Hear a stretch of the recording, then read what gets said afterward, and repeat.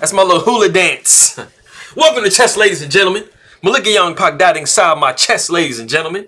Appreciate you guys very much for stopping by. So, as you guys are familiar, Wesley So and Vladislav Artemiev, you know, they were playing for the final spot, and I'm not sure who is being played, but Wesley So has defeated Vladislav Artemiev, so he has made it to the finals. And like I said, I'm not sure who he's playing in the finals. I'm going to have to look that up. I will get that information for you guys shortly. But spoiler alert, he did make it to the finals. Vladislav, you know, played some really good games. You know, he definitely got some wins and stuff in there. And, you know, he's to make it into these tournaments. I mean, you're going to be like the greatest in the world. That and the World Cup, which Jan Krzysztof Duda did win, if I'm not mistaken. So congratulations to him.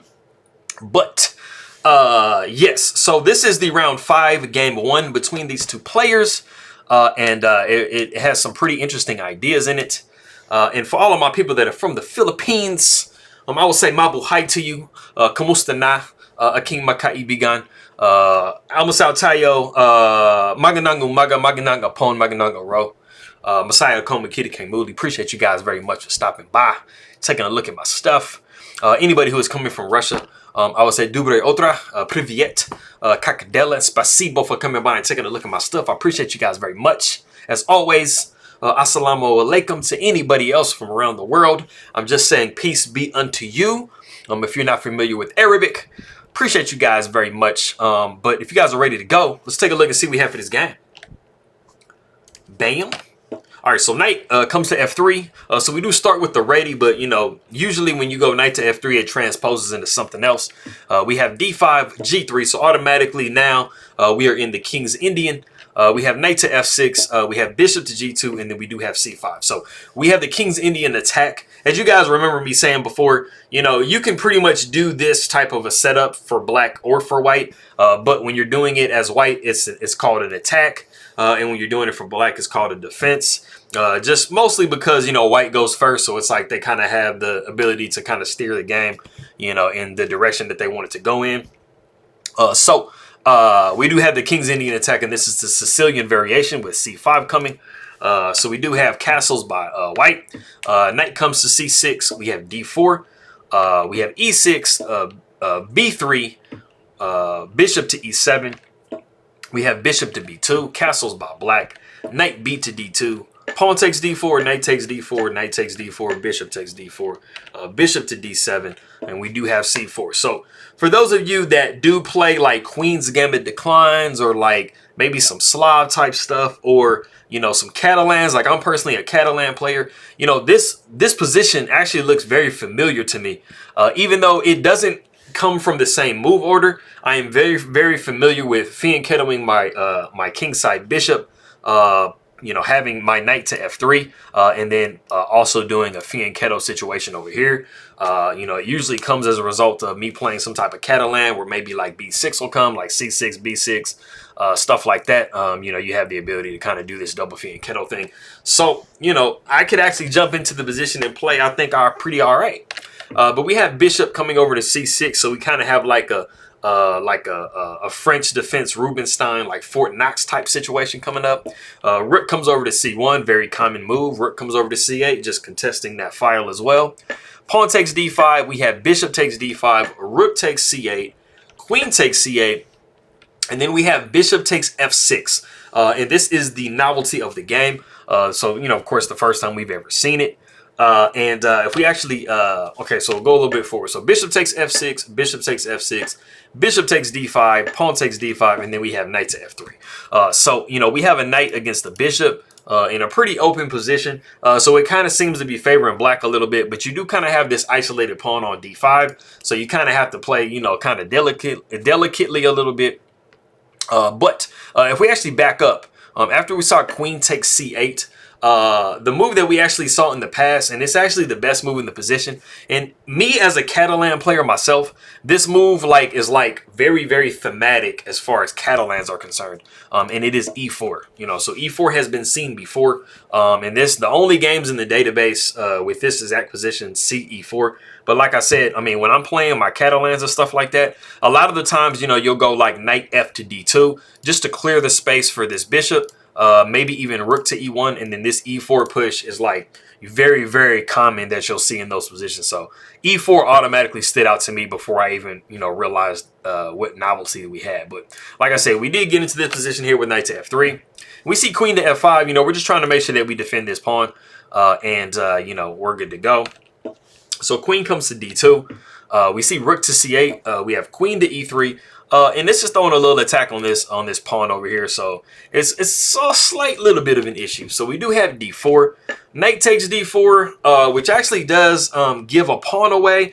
But, black is actually going to get a little bit of compensation because they're going to be able to damage white's structure quite a bit. So we have queen to C5 pinning the knight.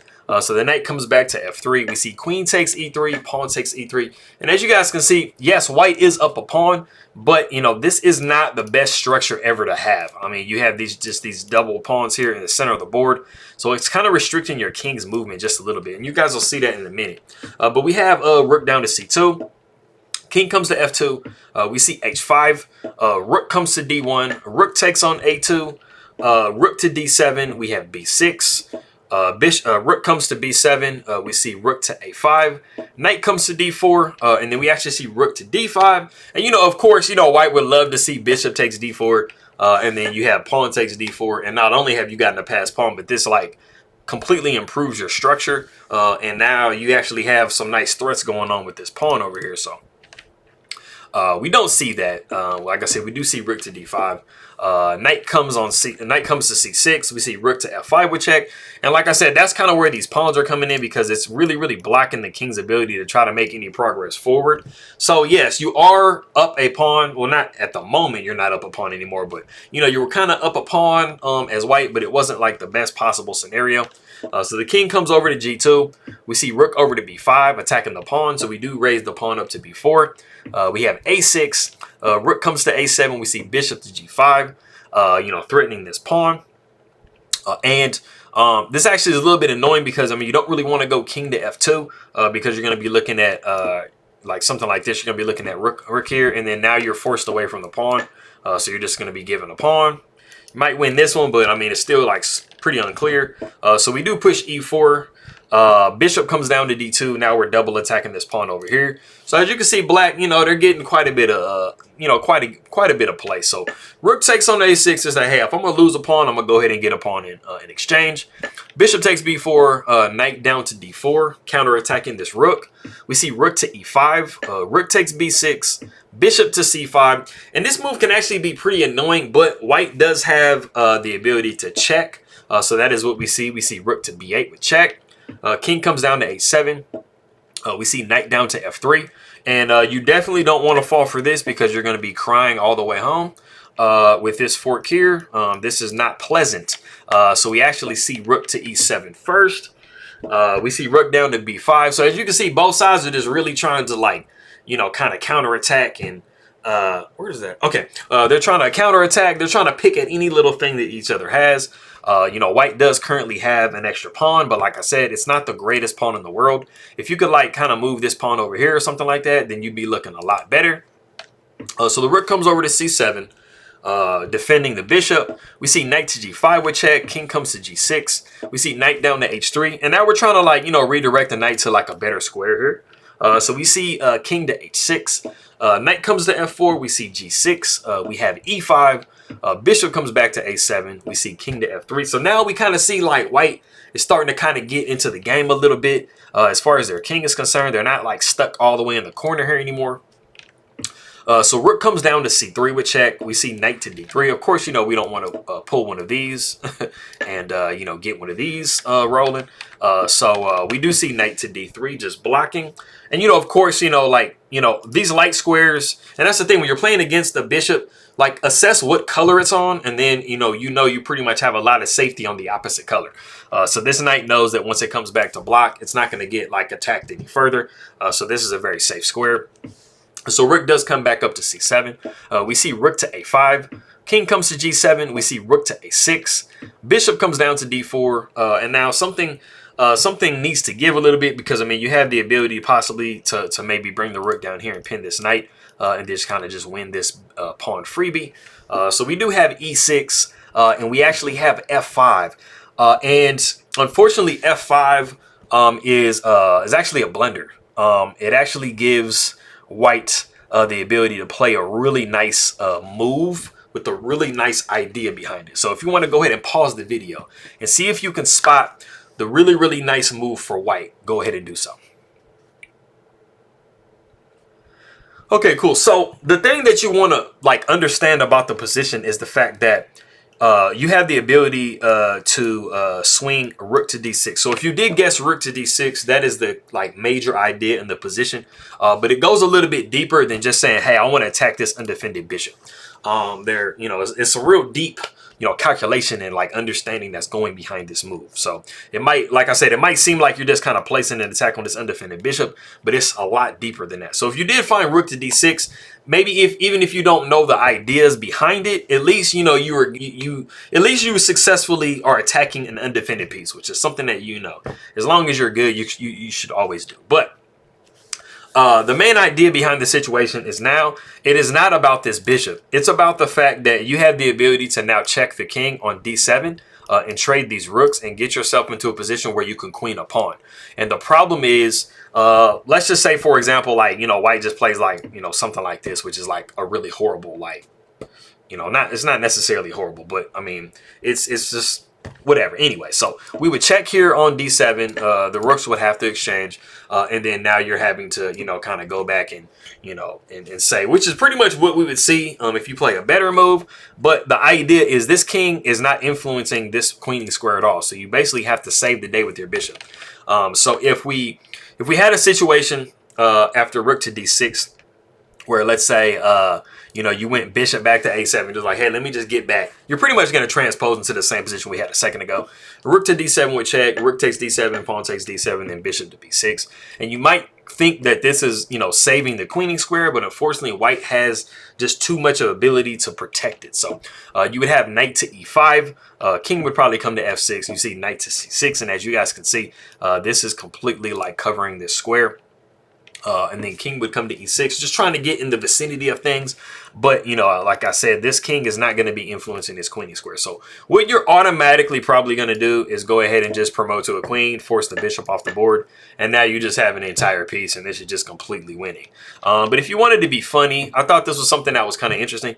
If you want to be funny, you can actually promote to a knight if you want to. In this particular position. And you're still going to be able to win the game. So just to show you like a sample variation of what this looks like. King would come up to d7 because this is the d8 knighting, under promoting to a knight with check. King comes to d7 and then king to f4. Bishop takes d8, king, knight takes d8, king takes d8, and then you are basically in a favorable endgame with kings. You're going to be able to collect this pawn and then these two pawns, and then you're just going to have three pawns, against the king. So it's just completely winning. So like I said, if you want to be funny, I once promoted to double bishops before to checkmate somebody with two bishops and a king versus a king, and it was kind of funny. it's like resign, bro. Like, just resign the game and then you don't have to go through the embarrassment of getting checkmated with two bishops. Anyways, as you guys can see, the other variation pretty much ended up in that same thing. But after rook came to d6, we did see bishop to f6, which is the best defense to try to, cause as much problems for white as possible. We do see rook to d7 with check, rook takes d7, pawn takes d7, and then king comes over to f7. But we actually do have knight to e5, and it kind of seems weird, possibly because you're just giving up the knight, but you are trying to deflect that bishop away from the queening square, because as of now, it is holding that queening square. So king comes down to e6. We see knight takes g6. King takes d7. We have h4. King comes back to e6. We see knight to f4 with check. This is going to get another pawn. King comes to e5. We see knight takes h5. Bishop coming back to d8. And basically all white has to do in this position, being up 2 pawns, is like find, you know, a situation where they can bring their king forward. After the knight comes down to f4, we see bishop down to b6. You know, we are, you know, having a completely passed pawn, which black is going to have to deal with. So it's going to be pulling its pieces away.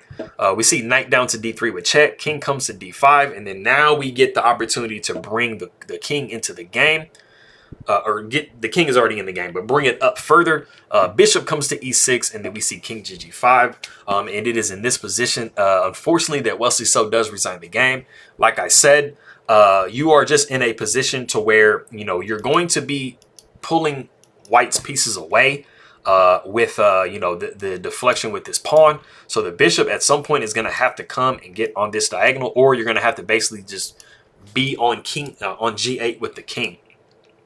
You know, this knight is free to move and start to pull some threats of its own. And then this pawn is going to come into question.